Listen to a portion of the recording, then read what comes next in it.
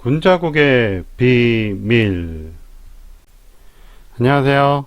이번 시간에는 동의가 오랑캐라고 해석되는 것이 어떻게 나왔는지에 대해서 알아보겠습니다. 주나라 9대 왕은 이왕이라고 합니다. 동의의 이자를 썼죠. 10대 왕인 여왕 때의 기록에도 이공이 등장합니다. 이가 오랑캐의 뜻이었다면 주나라 왕을 오랑캐 왕이라는 이왕으로 했을까요?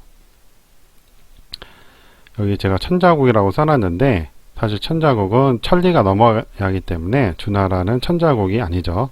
군자국이 이제 천자국이 되는데 중국에서 이제 주나라를 천자국이라고 여겼으니까 군자국 역사가 지어지면서 그렇게 해서 이제 써놓은 겁니다. 이하라는 책이 있습니다. 거기 서건에 이는 즐거움이라 하였습니다. 오랑캐가 아닌 기쁨의 뜻이었기 때문에 이왕, 이공 등과 같이 권력자에게 사용한 것을 알 수 있습니다. 이는 열야라고 이렇게 나오죠.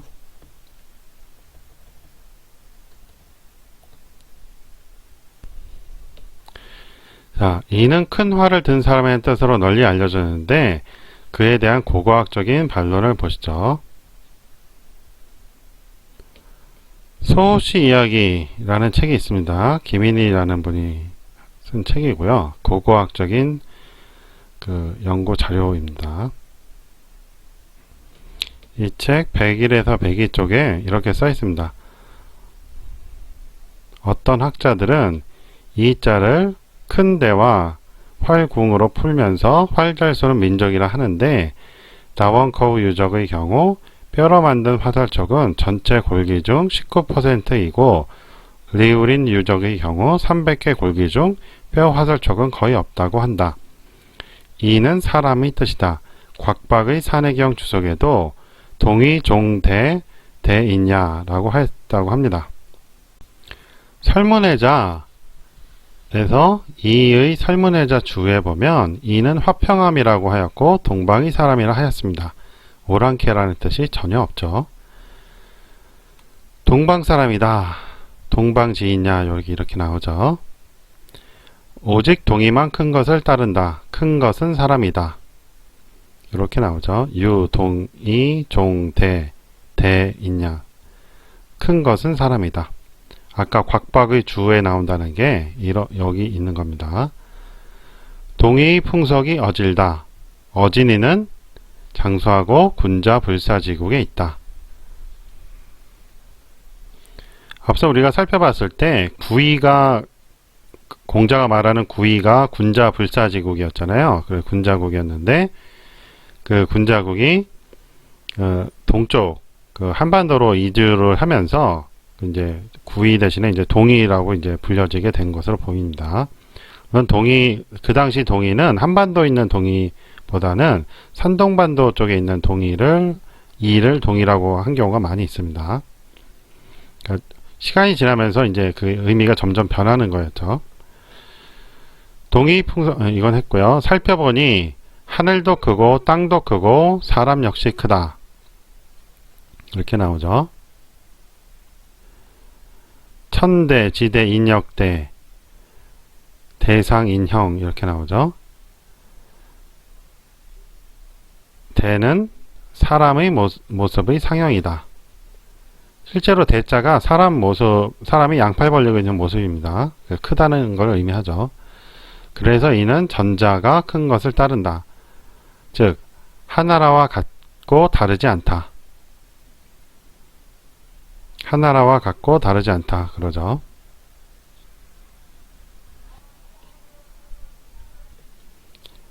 하나라는 중국 사람이다.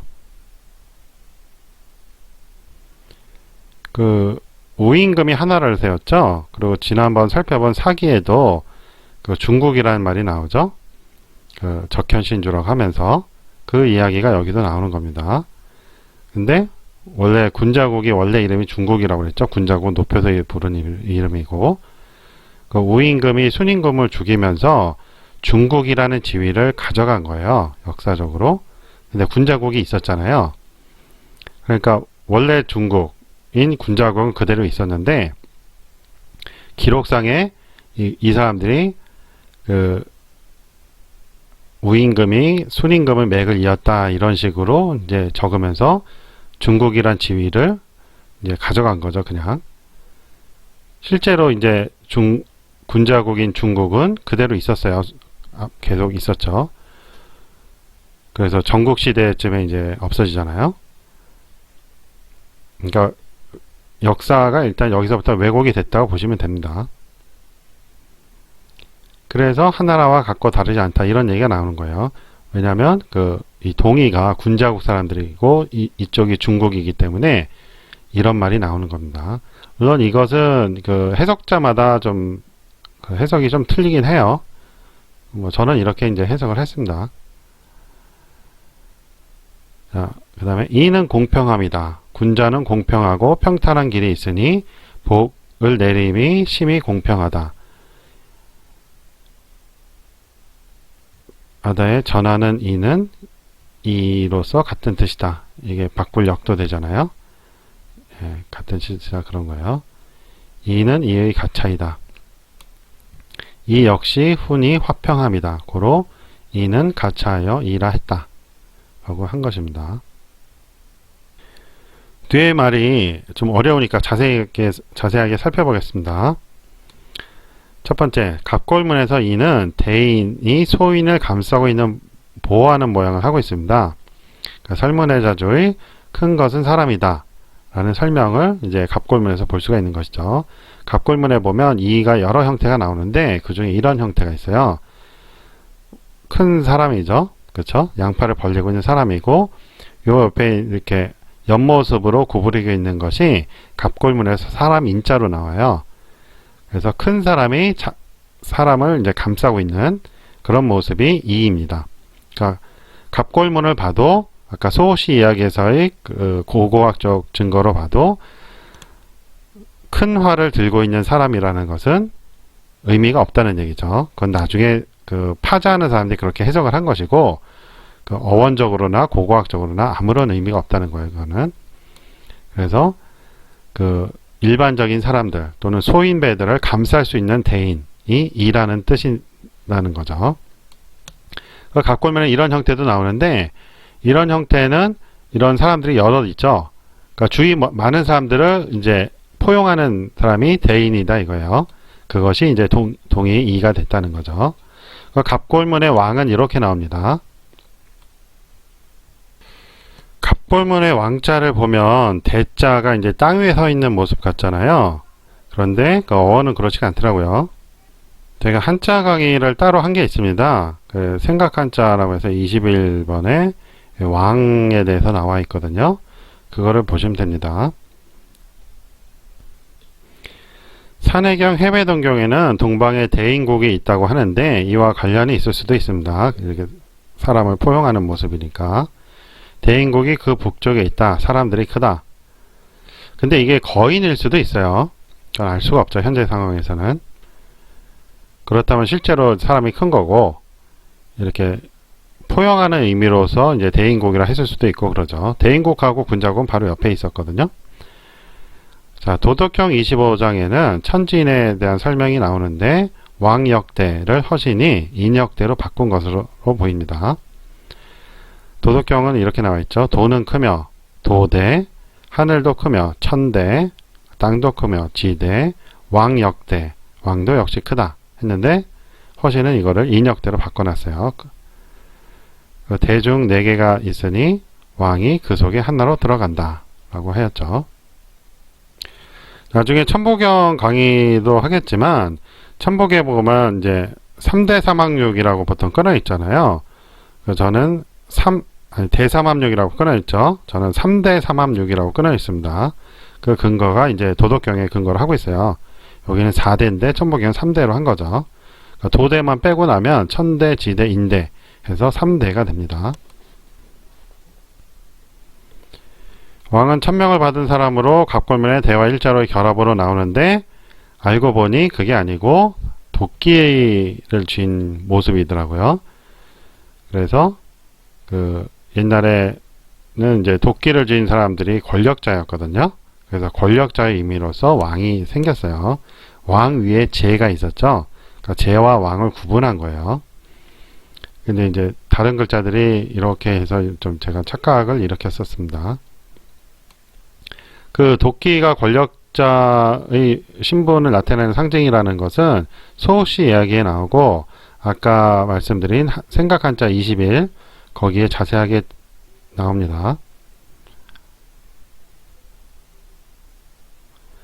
자, 하나라는 우임금이 세웠는데 순임금이 다스리던 중국의 땅을 일부 가져간 나라로 우임금이 다스리던 적현신주를 중국이라고 그 사람들이 불렀죠. 그러니까 순임금이 다스리던 지역이 그쪽이었을 거라고 보는 거죠. 뭐 북경 지역이라는 말도 있고요. 워낙 뭐 오래된 일이니까 뭐 현재 상황에서 정확하게 어디서부터 어디까지다라고 확정하기는 어렵다고 봅니다. 중국이었던 군자국 지위를 그냥 강탈해 갑니다. 역사 왜곡이 일어나면서 그냥 가져간 것이죠. 그래서 중국 기록에 보면 중국이라는 용어가 상당히 많이 나와요. 국호는 없지만 많이 나오죠. 그 이유가 이 군자국에 있는 거예요. 그래서 동이가 상고시대 하나라 사람들과 같다는 뜻으로 설명을 하고 있습니다. 맹자 1호에 순임금이 동이족이라고 기록을 하고 있죠. 순은 제풍에 태어나시고 해서 동이인이다 라고 써있죠. 문왕은 서이인이다. 그래서 이제 동이라는 개념이 서이하고 이제 구분하기 위해서 생긴 개념이 아닌가 하는 생각도 드는데 이것에 대해서 좀 여러 가지 설이 있어요. 나중에 이제 다룰 기회가 있으면 다루겠습니다. 순임금의 전후의 후손인데 동이족이라 하고 우임금도 전후의 후손인데 제순과 부친이 다른 친척관계이므로 하옵씨 역시 동이족이라고 봅니다. 그런 의미에서 하나라와 같지 않다. 같고 다르지 않다. 라고 하였을 것입니다. 셋째, 이가 평이라는 정의는 시경의 구절에 사용된 차여 군자 여의, 유의 지행, 강복 공의를 예로 설명하고 있는 것입니다. 다시 한번 보시죠. 아까 설문회자 주에 나온 그 이에 대한 설명 중에 이는 평야하고 차여 군자 여의, 유의 지행, 강복 공의라고 나오죠. 요것이 무슨 뜻인가 지금 설명하고 있는 것입니다. 군자 여의는 시경 소와 전람산에 나옵니다. 군자는 동이와 같으니 미화하고 성냄이 이에 멀어지리라 라고 나오죠. 군자 여의라고 나오죠. 그러니까 옛날에는 전부 다 군자가 오랑캐가 아니었고 이가 오랑캐가 아니었고 군자였다는 말이에요. 이 문장은 이제 동의를 오랑캐 취급해서 그런지 나중에 오랑캐로 이제 왜곡해서 그런지 군자는 동의와 같으니 라고 해석 안 하고 군자가 공평하다면 이라고 해석을 합니다. 글자 그대로 해석하면 군자가 동의와 같다면이 되는 것이죠. 군자가 동의처럼 공평하다면으로도 해석이 가능합니다. 옛날에는 이가 오랑캐가 아니었음을 안다면 시경은 이런 구절이 왜 군자는 동의와 같으니라고 해석해야 되는지 알 것입니다. 그러니까 이 말은 나중에 오랑캐로 취급하면서 바꾸기 위해서 나왔다는 얘기죠. 유의지행은 시경 주송 천작에 나옵니다. 저 험한 기산에 동의가 지나간 길이 있으니 자손들은 보존할지어다 라고 나옵니다. 은나라 무정왕 때의 각골문을 보면 이의 일부가 서쪽으로 이주한 후 은나라 때부터 동쪽인 산동반도 쪽 이를 동이라 불렀음을 알 수 있습니다. 과학으로 찾은 고조선이라는 책이 있죠. 거기에 중국 은어에서 출토된 각골문에는 상의 무정이 동이를 정벌하느냐 마느냐로 가부를 점친 간문이 있으므로 라고 나옵니다. 그러니까 상은 은나라죠. 은나라보다 동쪽, 그러니까 동이라고 한 것이죠. 그러니까 상대적으로 이제 서쪽에 있으면 서이가 된 거예요. 그래서 상도 동이족이라고 하죠. 그러니까 주나라의 시조로 여겨지는 문왕, 주문왕이라고 하죠. 원래 서백이었죠. 은나라의 이어서 서백이라고 하는데, 그 사람은 이제 서쪽에 봉했잖아요. 그러면서 이제 서의 개념이 생겼다고 보는 거예요. 자, 서쪽으로 이동 시 동이가 지나간 길이 있는데 이것을 보통 평탄함으로 해석합니다. 기는 주나라의 별칭입니다. 강복공이는 시경 주송 6에게 나옵니다. 이미 큰 위험을 두니 복을 내림이 심히 공평하다다 라는 것이죠. 이러한 시경의 예문들을 보면 왜 굳이 평자를 놔두고 이를 썼는지 의문입니다. 주나라 때 동의를 존중하지 않고 동의를 오랑캐로 여겼다면 이런 것은 있을 수 없는 일이죠. 이자가 오랑캐로도 이제 뜻하게 된다면 이렇게 좋은 의미로 써놓을 수가 없다는 말입니다. 그러니까 주나라 때까지는 이자가 오랑캐라는 의미가 전혀 없었다라는 말이죠. 국어라는 책이 있습니다. 그 중에 주어 상에 나온 왕의 역할은 상하 모두 이익을 골고루 주어 평을 이루는 것이라고 설명을 합니다. 이렇게 나오죠.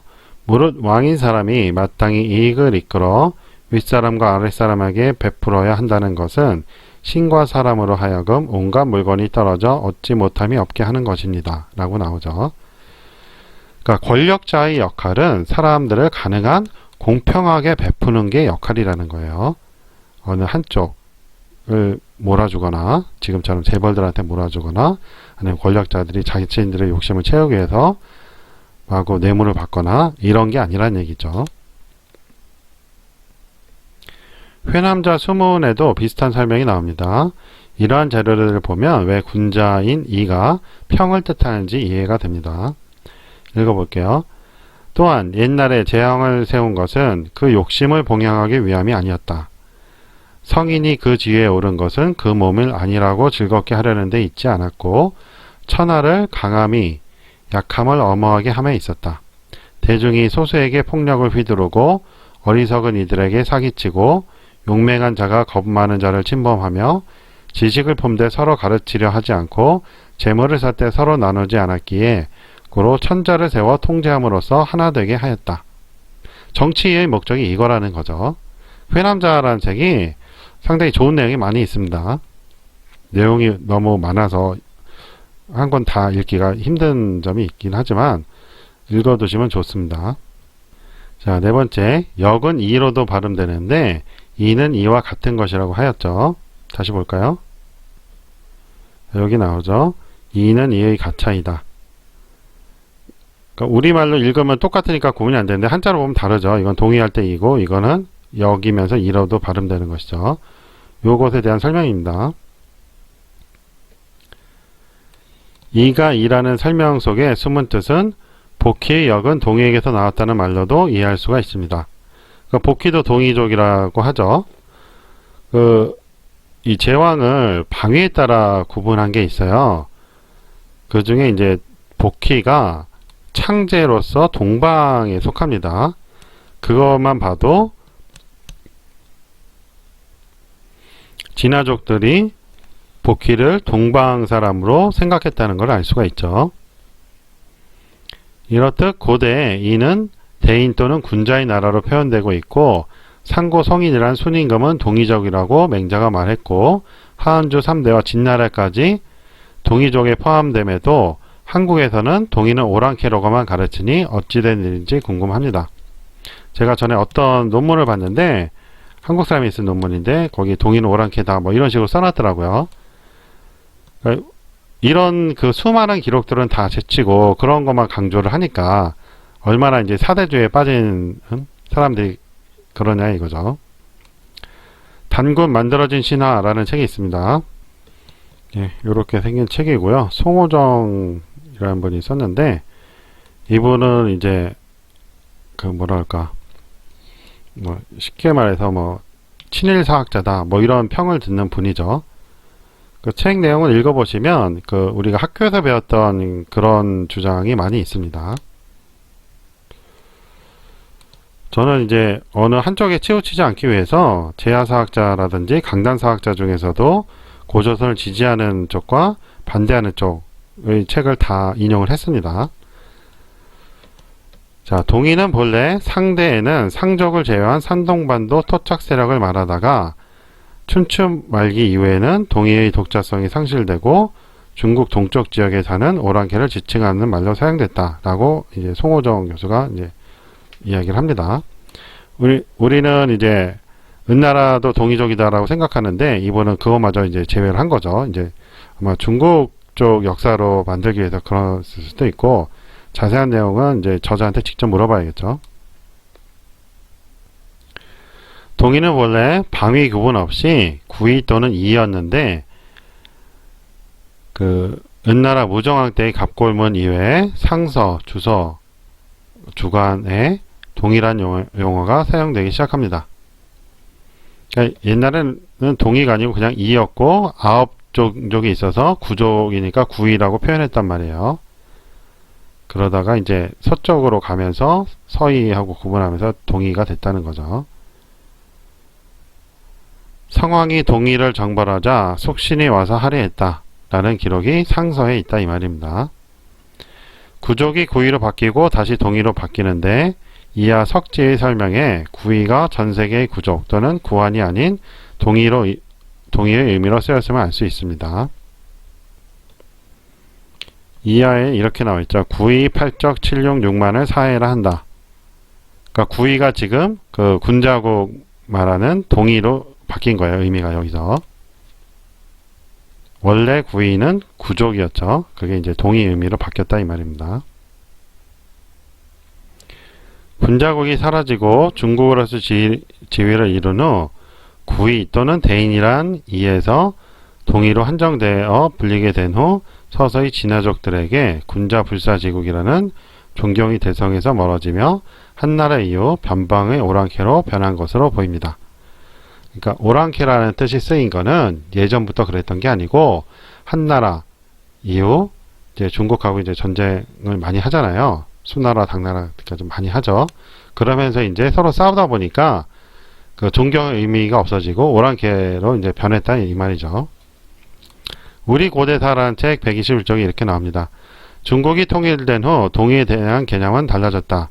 진 제국인이 한 제국의 영토 안에 거주했던 동의는 이미 한족이 되었으며 이들을 더 이상 동의라 부르지 않고 그 밖의 만주와 한반도 그리고 외 열도에 거주하는 종족들을 동의라 부르게 된 것이다 라고 돼 있어요.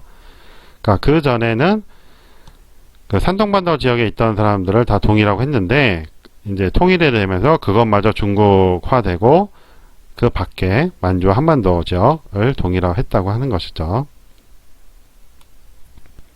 자, 살펴본 것과 같이 중국의 옛 기록에는 이가 오랑캐라는 뜻이 전혀 없습니다.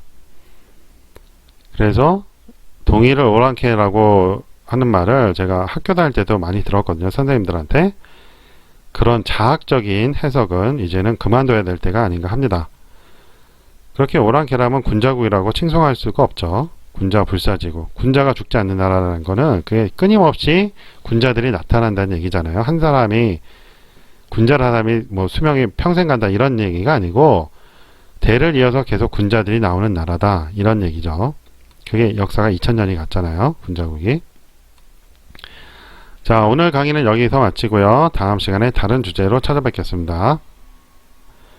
아직 구독 안 하신 분들 구독 눌러주시고요. 안녕히 계세요.